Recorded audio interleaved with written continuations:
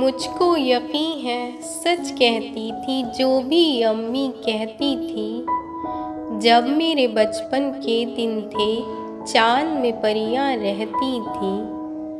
एक ये दिन जब अपनों ने भी हमसे नाता तोड़ लिया। एक वो दिन जब पेड़ की शाखें बोझ हमारा सहती थी। एक ये दिन जब सारी सड़कें रूठी रूठी लगती हैं। एक वो दिन जब आओ खेलें सारी गलियां कहती थीं। एक ये दिन जब जागी रातें दीवारों को तकती हैं। एक वो दिन जब शामों की भी पलकें बोझल रहती थीं। एक ये दिन जब ज़हन में सारी अय्यारी की बातें हैं। एक वो दिन जब दिल में भोली भाली बातें रहती थीं।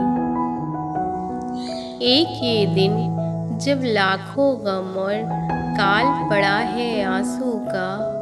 एक वो दिन जब एक ज़रा सी बात पे नदियाँ बहती थीं। एक ये घर जिस घर में मेरा साजो सामा रहता है। एक वो घर जिस घर में मेरी बूढ़ी नानी रहती